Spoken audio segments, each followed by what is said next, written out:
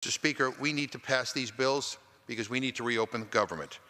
And let me just say to my colleagues, quite frankly, this is not the way I had hoped we would start the new Congress, essentially cleaning up the mess that my Republican friends left us from the last Congress. But we are where we are, and this is an emergency. It is time to reopen the government. Mr. Speaker, what we saw last night from the President, in my opinion, was a disgrace. He used the Oval Office to fearmonger and smear immigrants. There was nothing new, no plan to get us out of this shutdown, no solutions, just more of the same offensive rhetoric we've heard time and time again from this President. But this Democratic majority is moving quickly to end the Trump shutdown. On day one of this new Congress, we passed a complete funding package using bipartisan language to reopen government. And now today, we are taking further action to help the American people while responsibly protecting our borders. This rule will allow us to pass individual appropriation bills to reopen key government agencies.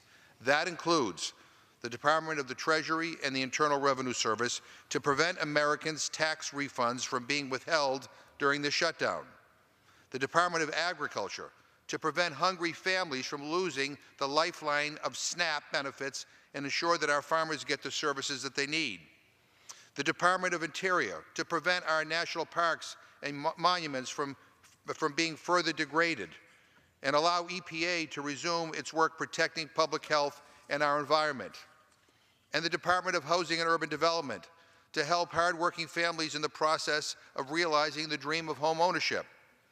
These bills offer us a way out of the President's shutdown, an embarrassing spectacle that never should have happened in the first place.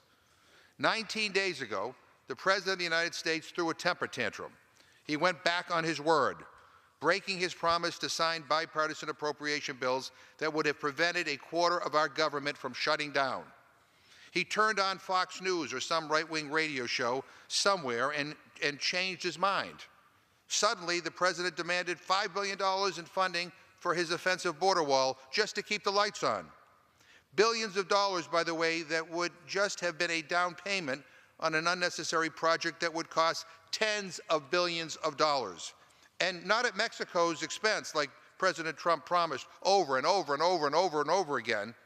Now the costs have been shifted to the American taxpayer. When, according to Reuters Ipsos polling, only 25% of the public says they support Trump shutting down the government over the wall. 25%! This is crazy. But this doesn't have to continue. At his press conference the other day, the President boasted he could keep our government closed for years. Now, he may not know how to get us out of this mess, but this Democratic majority does. And there are many responsible Republicans on the other side of the aisle who are with us on reopening the government. Last week, our funding package passed with bipartisan support. 7 Republicans voted with us, including Republican Congressman Will Hurd, whose district includes much of the U.S.-Mexico border. In addition, a growing number of Senate Republicans have encouraged the Majority Leader to bring those bills to the floor, including Senator Collins of Maine and Senator Gardner of Colorado. Senator Gardner said recently, and I quote, the Senate has done it last Congress. We should do it again today, end quote. And I agree. So let's send these bills to the Senate so they can once again pass Congress with overwhelming bipartisan support. The Senate Majority Leader already supported these bills once. Why not support them again to finally reopen this government? Because we can't wait for the President to publicly promise to sign these bills before we act. We already know his word isn't worth much. His broken promise is what got us here. So it has fallen to Congress to get us out of this shutdown. Congressman Hurd said after voting for the Democratic appropriations package last week, and I quote, ultimately, Congress is a co-equal branch of government, and it should operate that way, end quote. He is absolutely right. And these bills are this majority's latest attempt to fulfill our responsibility. There are 40 million Americans who rely on SNAP to put food on the table. Their benefits will lapse shortly if this shutdown is allowed to continue. Mr. Speaker, why should Americans go hungry just because the president wants to appease someone like Rush Limbaugh? Why in the world would Congress sit idly by as thousands of people trying to buy a new home or refinance FHA-insured mortgages are left in limbo?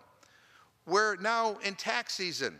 If we don't end this shutdown, more than 2 million Americans who every month turn to tax assistance centers will find them closed as they try to complete their annual returns.